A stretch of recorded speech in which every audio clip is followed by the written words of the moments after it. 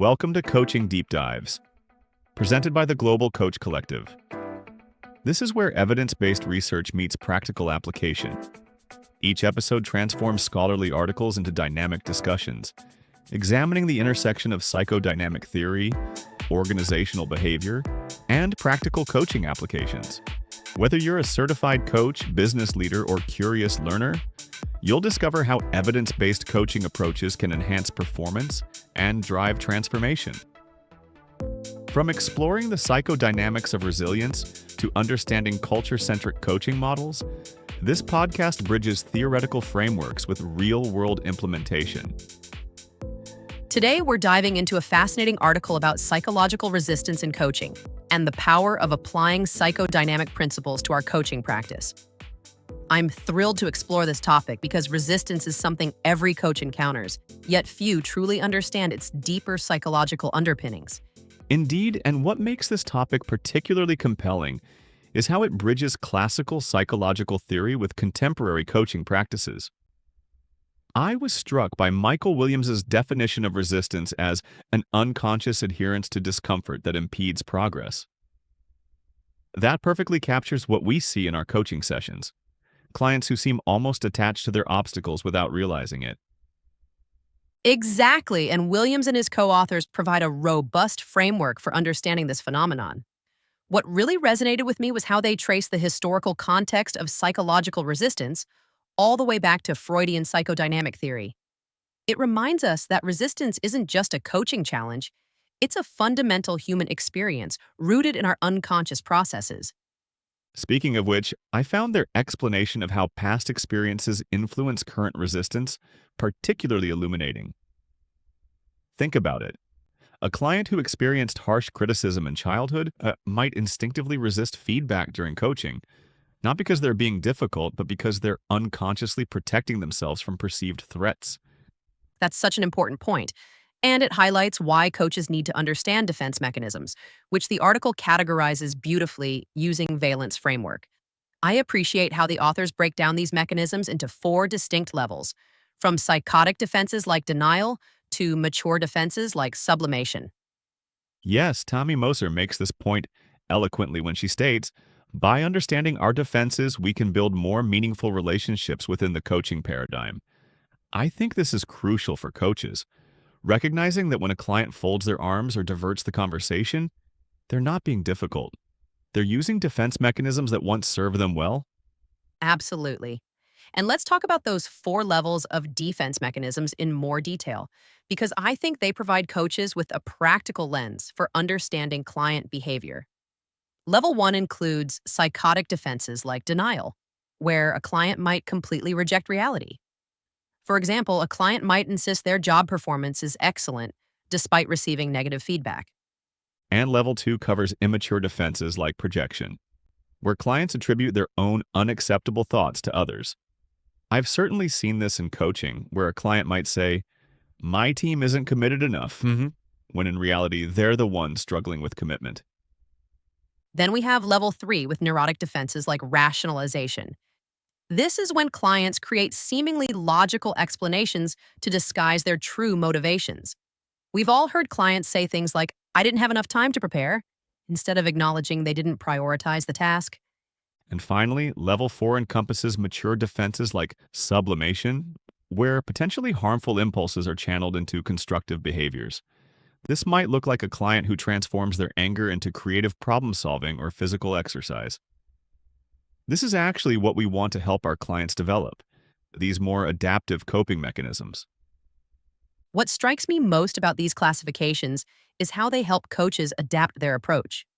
If I recognize a client is using denial, I might need a gentler approach, focused on building safety before challenging their perceptions.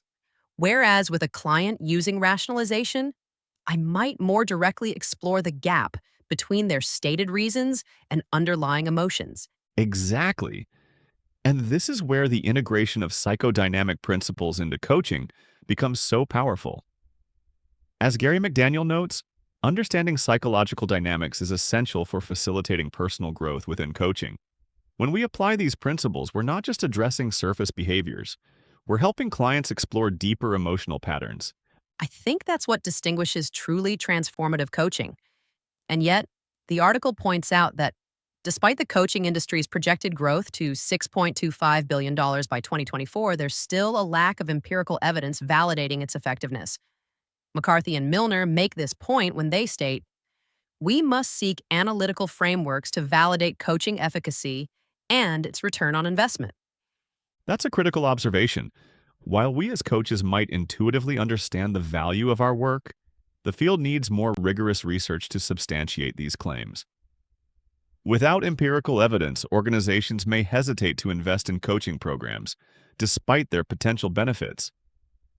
This reminds me of another fascinating aspect of the article, the connection to Stoic philosophy.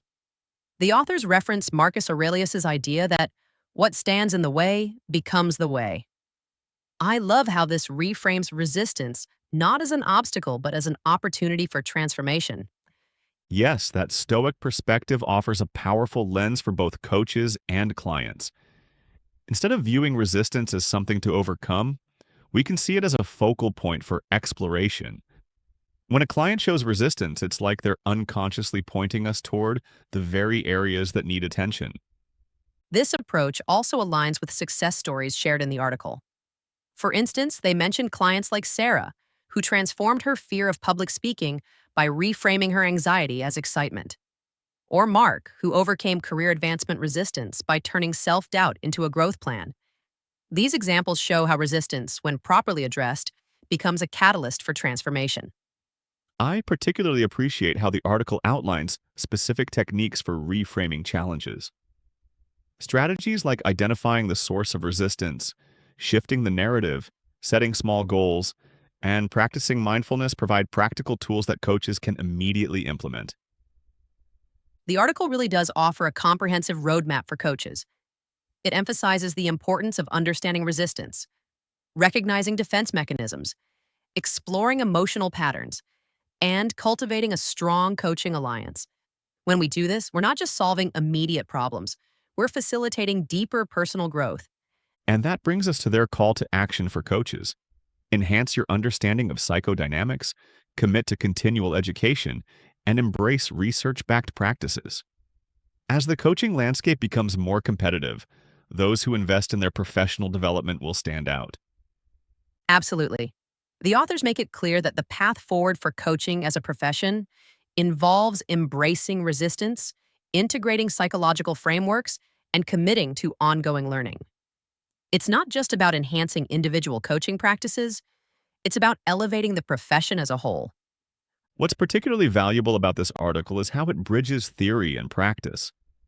By understanding concepts like psychological resistance and defense mechanisms, coaches can develop more nuanced approaches tailored to individual clients.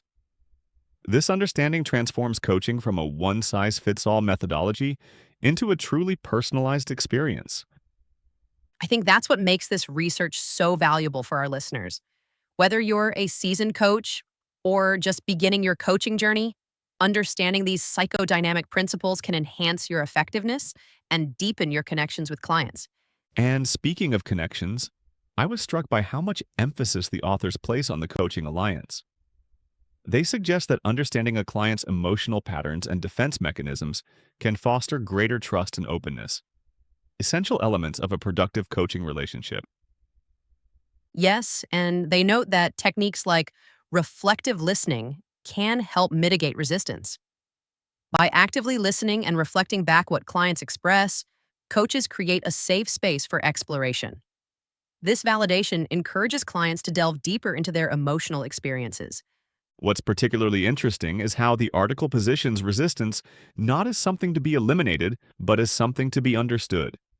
As Michael Williams and his colleagues argue, resistance often operates beneath the surface, with clients unaware of their own behaviors.